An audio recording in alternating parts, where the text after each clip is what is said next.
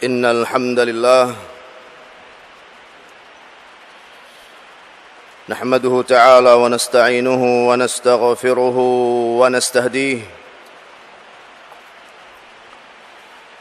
ونعوذ بالله من شرور أنفسنا ومن سيئات أعمالنا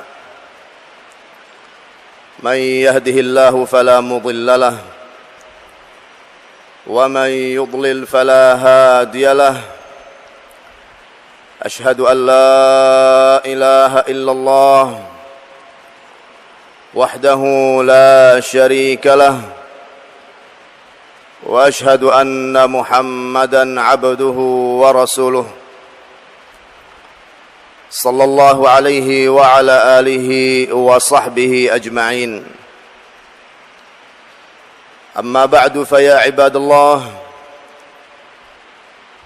أوصيكم ونفسي بتقوى الله وطاعته قال الله تعالى يا أيها الذين آمنوا اتقوا الله حق تقاته ولا تموتن إلا وأنتم مسلمون يا أيها الناس اتقوا ربكم الذي خلقكم من نفس واحدة وخلق منها زوجها وبث منهما رجالا كثيرا ونساء واتقوا الله الذي تساءلون به والأرحام إن الله كان عليكم رقيبا يا أيها الذين آمنوا اتقوا الله وقولوا قولا سديدا يصلح لكم أعمالكم ويغفر لكم ذنوبكم ومن يطع الله ورسوله فقد فاز فوزا عظيما. Hadirin yang dirahmati Allah,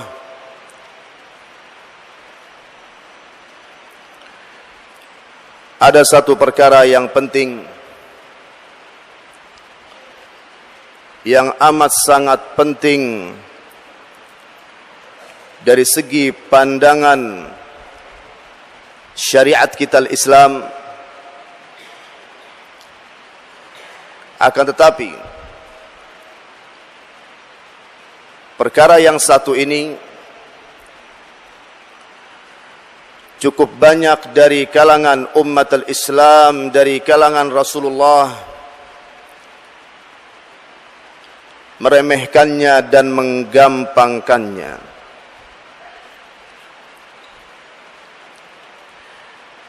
Perkara itu adalah hutang piutang. Iya hadirin yang dirahmati Allah, hutang piutang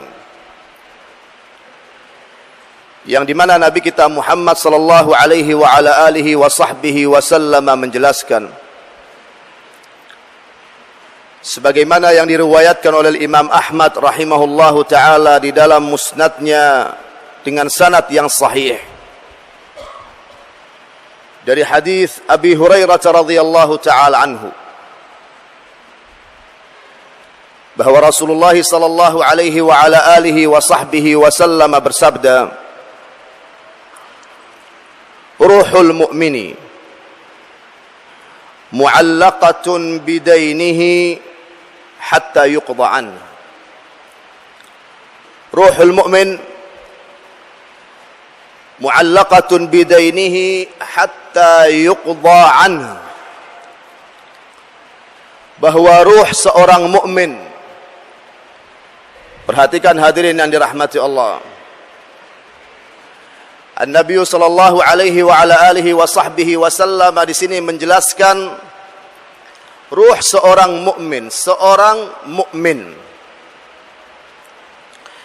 terkatung-katung dengan sebab hutangnya sampai hutangnya dilunasi.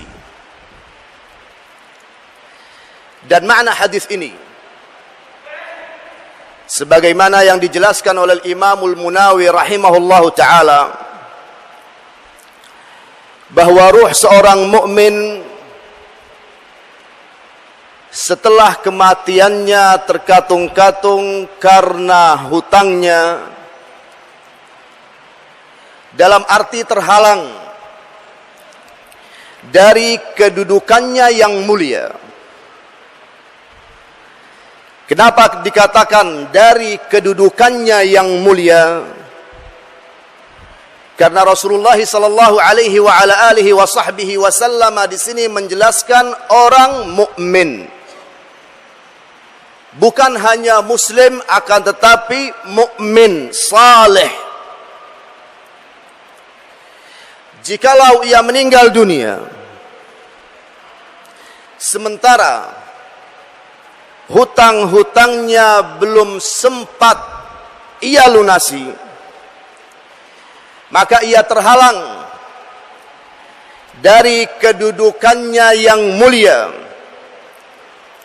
atau terhalang dari masuk ke dalam surga bersama orang-orang yang salihin.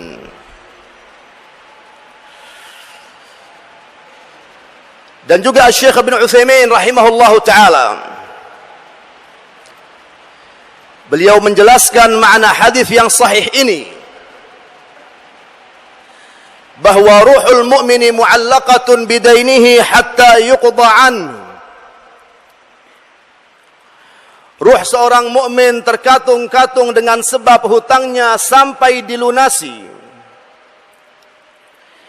Beliau berkata, yakni jiwanya ketika di dalam kubur tergantung pada hutang atas dirinya. Seakan-akan wallahu a'lam, kata Syekh Ibn Utsaimin rahimahullahu ta'ala, seakan-akan wallahu a'lam, ia merasa sakit karena hutang-hutangnya belum dilunasi. Oleh karena itu hadirin yang dirahmati Allah, Nabi kita Muhammad sallallahu alaihi wa ala alihi wa sahbihi wasallam, beliau selalu berlindung kepada Allah Subhanahu wa taala dari yang namanya hutang.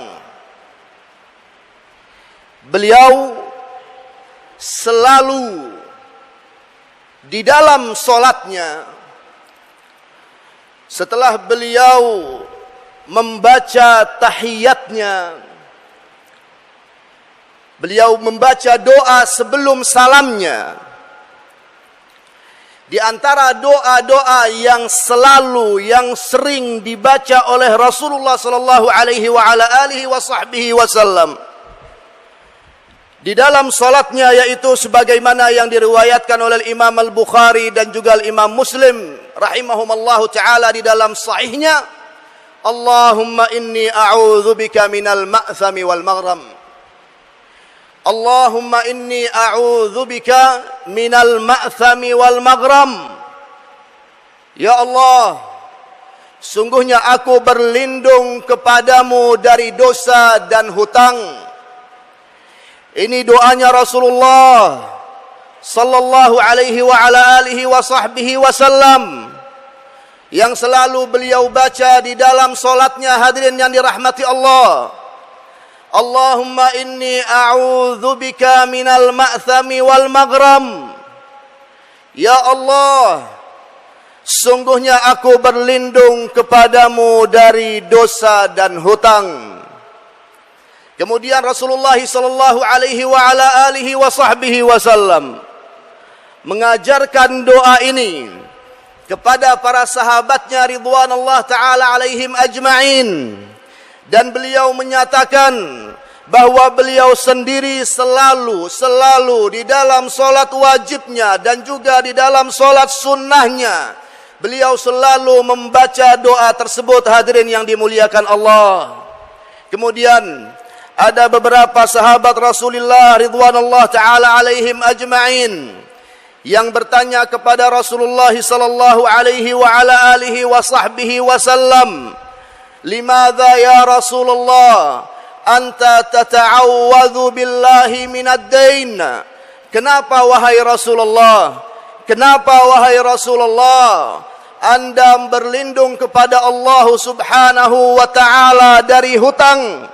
Rasulullah sallallahu alaihi wa ala alihi wa sahbihi wasallam di sini menjawab, innar rajula idza gharim haddatsa fakadzab wa wa'ada fa akhlaf. Sungguhnya seseorang apabila ia terlilit hutang, maka bila berbicara ia akan dusta, dan bila berjanji ia akan pungkiri. Ia akan mendapatkan dosa dusta. Dan yang namanya dusta, hadirin yang dirahmati Allah, termasuk minal kabair. Termasuk dari dosa-dosa yang besar.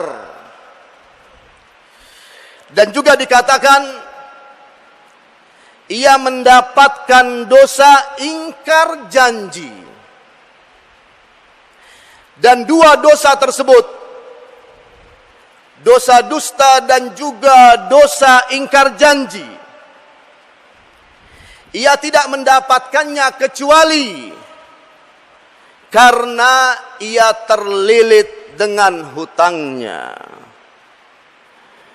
Oleh karena itu Nabi kita Muhammad sallallahu alaihi wasallam, beliau selalu berlindung kepada Allah Subhanahu wa taala dari yang namanya hutang.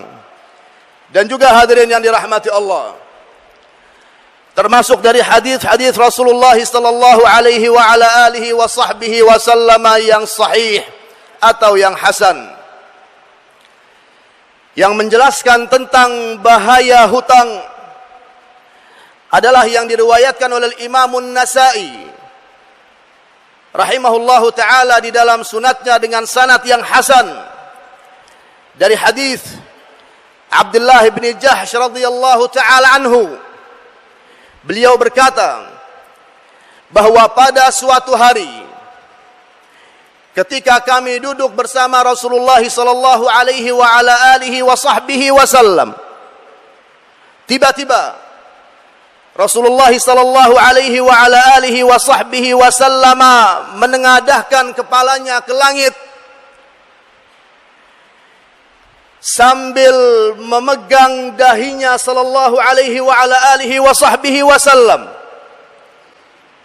Dan di sini beliau berkata, subhanallah ma nuzzila minat tashdid, subhanallah ma nuzzila minat tashdid. Maha suci Allah, betapa berat ancaman yang diturunkan. Maha suci Allah, betapa berat ancaman yang diturunkan. Kemudian sahabat-sahabatnya bertanya kepadanya sallallahu alaihi wa ala alihi wa sahbihi wasallam, ancaman apa wahai Rasulullah yang baru saja diturunkan oleh Allah Subhanahu wa taala kepadamu? Di sini Rasulullah sallallahu alaihi wa ala alihi wa sahbihi wasallam menjelaskan, walladzi nafsi biyadihi, walladzi nafsi biyadihi, demi zat yang jiwaku di tangannya, dalam arti demi Allah, law anna rajulan qutila fi sabilillahi thumma uhyi, thumma qutila thumma uhyi, thumma qutil wa alaihi daynun ma dakhala al-jannah, wa alaihi daynun ma dakhala al-jannah hatta yuqda anhu daynuh. Demi zat yang jiwaku di tangannya, demi Allah, apabila seseorang mati syahid, gugur di medan perang membela agama Allah Subhanahu wa taala, kemudian seandainya ia dihidupkan oleh Allah Subhanahu wa taala sekali lagi, setelah itu ia melaksanakan jihadnya untuk yang kedua kalinya, juga dikatakan mati syahid gugur di medan perang, dan juga seandainya Allah Subhanahu wa ta'ala menghidupkannya kembali, dan setelah itu orang itu melaksanakan jihadnya untuk yang ketiga kalinya, dan juga dikatakan mati syahid, gugur di medan perang membela agama Allah Subhanahu wa ta'ala, demi Allah, orang itu tidak akan masuk surga. Tidak akan masuk surga sampai hutang-hutangnya dilunasi. La ilaha illallah. Seandainya orang ini, hadirin yang dirahmati Allah, mendapatkan 3 kemuliaan syahid.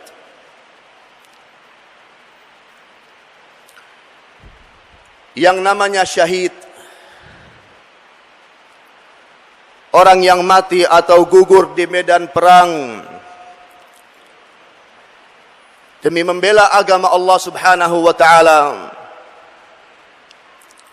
dikatakan tempatnya di dalam surga. Bahkan dia bisa memberi syafaat kepada keluarganya dan juga kaum kerabatnya. Akan tetapi itu semua terhalang baginya. Tidak bisa masuk ke dalam surga Allah Subhanahu wa ta'ala, apalagi memberi syafaat kepada keluarganya dan kaum kerabatnya, kecuali jikalau hutang-hutangnya dilunasi oleh ahli warisnya atau orang lain. Oleh karena itu, hadirin yang dirahmati Allah, hendaklah kita fahami dengan benar adab-adab orang yang berhutang. Di antara adab-adab orang yang berhutang adalah yang pertama, harus meluruskan niat dan tujuannya dalam berhutang. Harus meluruskan niat dan tujuannya dalam berhutang. Jikalau itu yang ia laksanakan biiznillah, dia akan mendapatkan bantuan dari Allah Subhanahu wa ta'ala untuk bisa melunasi hutang-hutangnya.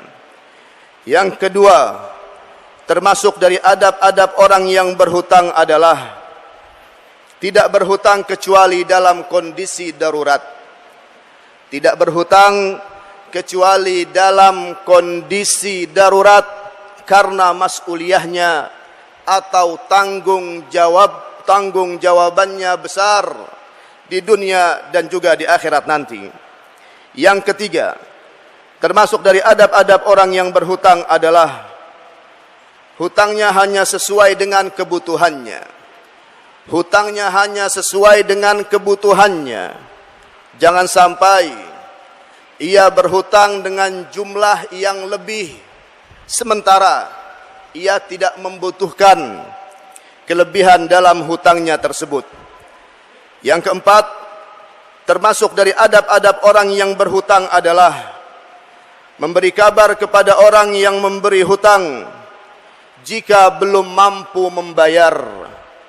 Karena orang yang memberikan hutang kepadanya, dia berhak untuk menerima uangnya apabila sudah tiba temponya.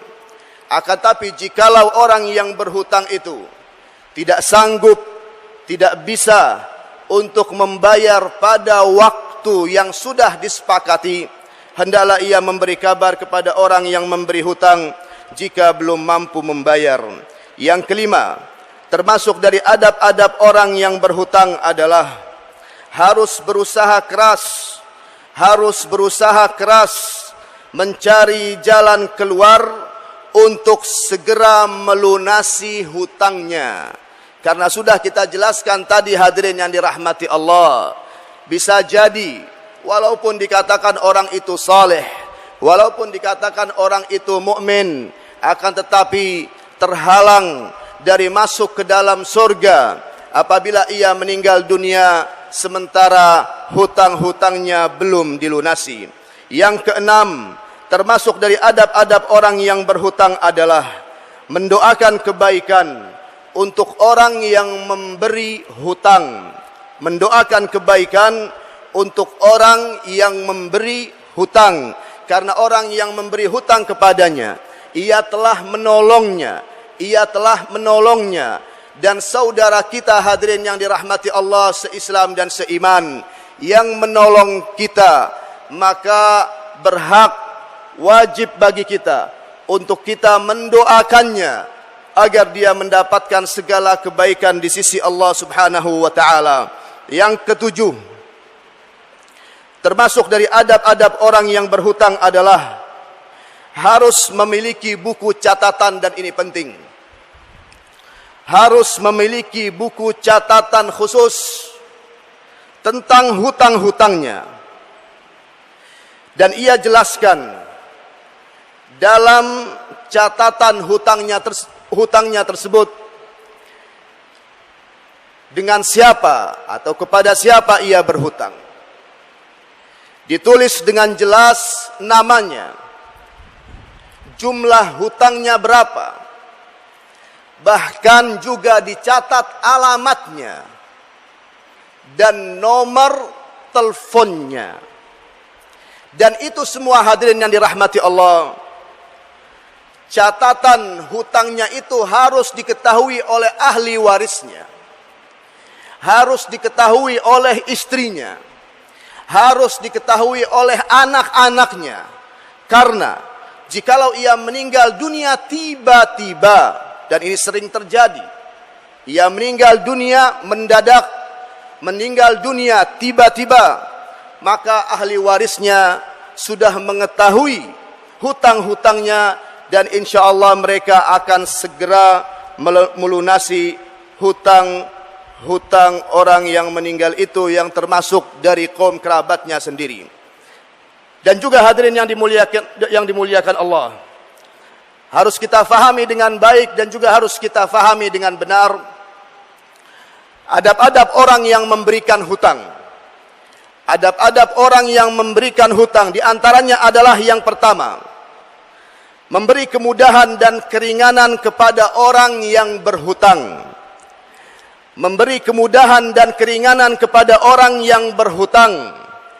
Karena Rasulullah sallallahu alaihi wasallam beliau menjelaskan sebagaimana yang diriwayatkan oleh Imam Muslim rahimahullahu taala di dalam sahihnya, man yassara ala mu'sirin yassarallahu alaihi fid dunya wal akhirah. Barang siapa yang memudahkan urusan orang yang dalam kesulitan, di antaranya adalah orang yang berhutang. Barang siapa yang memudahkan urusan orang yang dalam kesulitan, maka Allah Subhanahu wa taala akan memudahkan segala urusannya di dunia dan juga di akhirat nanti. Dan juga yang kedua hadirin yang dirahmati Allah, termasuk dari adab-adab orang yang memberikan hutang adalah bersikap baik, berakhlak mulia ketika ia menagih hutangnya. Karena Rasulullah sallallahu alaihi wasallam menjelaskan, sebagaimana yang diriwayatkan oleh Imam Al-Bukhari rahimahullahu taala di dalam sahihnya, rahimallahu rajulan samhan idza ba' wa idza ishtara wa idza qtada. Mudah-mudahan Allah Subhanahu wa taala merahmati orang yang mudah dalam menjual, dalam membeli, dan juga dalam menagih hutang. Jadi hadirin yang dirahmati Allah, orang yang bersikap baik, yang berakhlak mulia, yang tidak mengucapkan kata-kata yang kasar ketika ia menagih hutangnya, maka ia mendapatkan doa Rasulullah sallallahu alaihi wasallam bahwa Allah Subhanahu wa taala akan merahmatinya di dunia dan juga di akhirat nanti. Yang ketiga, termasuk dari adab-adab orang yang memberikan hutang adalah memberikan tempo kepada yang tidak mampu bayar, memberikan tempo lebih kepada yang tidak mampu bayar, karena Allah Subhanahu wa taala menjelaskan firman-Nya di dalam surat Al-Baqarah, wa in kana dzu usratin fanadhiratun ila maisarah wa an tasaddaqu khairul lakum in kuntum ta'lamun. Dan apabila orang yang berhutang dalam kesulitan, maka berilah tenggang waktu sampai ia memperoleh kelapangan. Ini petunjuk dari Allah Subhanahu wa taala yang harus difahami dan juga yang harus dilaksanakan. Sekali lagi hadirin yang dirahmati Allah, yang harus difahami dan juga yang harus dilaksanakan betul. Dikatakan jikalau sudah tiba temponya, jikalau sudah tiba waktunya, maka orang yang memberi hutang, dia berhak untuk menerima uangnya. Akan tetapi difahami firman Allah Subhanahu wa taala yang ada di dalam Al-Qur'an, difahami petunjuk Allah Subhanahu wa taala yang ada di dalam Al-Qur'an, bahwa Allah Subhanahu wa taala menjelaskan, apabila orang yang berhutang itu tidak sanggup, tidak mampu untuk membayar hutangnya pada waktu yang sudah disepakati, maka hendaklah bagi orang yang memberikan hutang, dia memberi tenggang waktu sampai orang yang berhutang mendapatkan kelapangan. Kemudian Allah Subhanahu wa taala menjelaskan untuk orang yang memberikan hutang itu melaksanakan yang terbaik di sisinya Subhanahu wa taala, yaitu wa an tasaddaqu khairul lakum, dan bersedekahlah kalian itu lebih baik untuk kalian. Dalam arti, jikalau orang yang memberi hutang itu mensedekahkan hutangnya kepada orang yang berhutang, dia katakan, tidak apa-apa untuk kamu tidak membayar hutangmu, dan aku menganggap itu, menghitung itu sedekah di jalan Allah Subhanahu wa taala, maka kata Allah Subhanahu wa taala, khairul lakum, itu lebih baik untuk kalian, in kuntum ta'lamun, apabila kalian mengetahui. Aqulu qawli hadza fastaghfirullahal azim li wa lakum wastaghfiruh innahu huwal ghafurur rahim.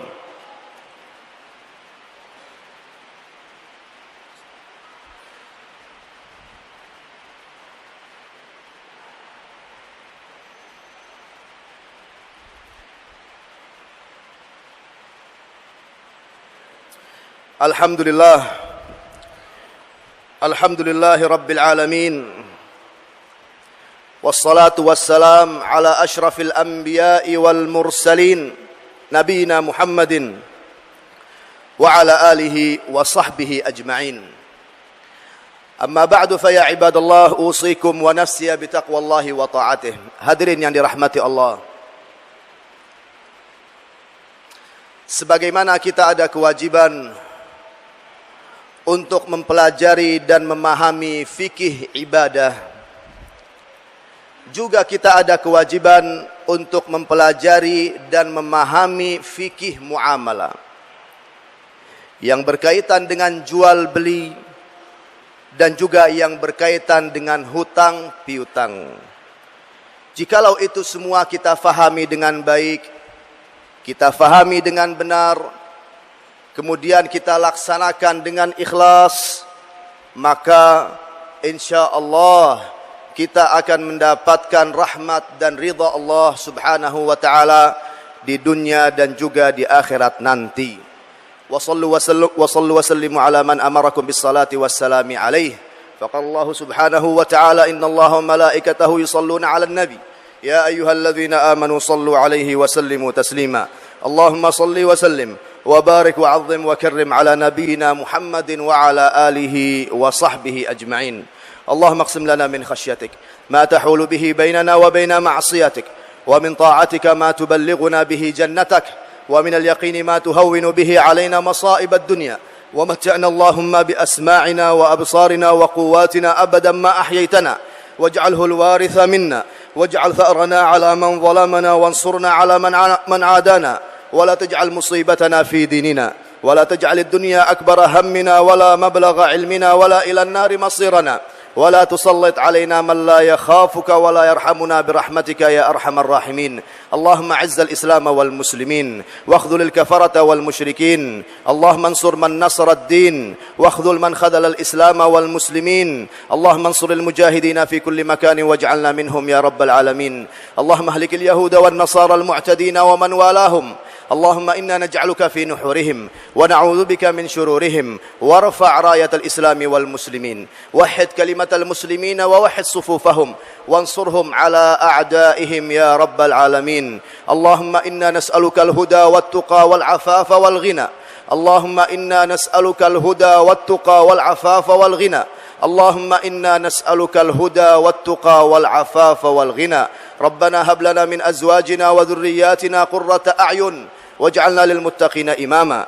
ربنا آتنا في الدنيا حسنة وفي الآخرة حسنة وقنا عذاب النار. وصلى الله وسلم على نبينا محمد وعلى آله وصحبه أجمعين، والحمد لله رب العالمين. وأقم الصلاة.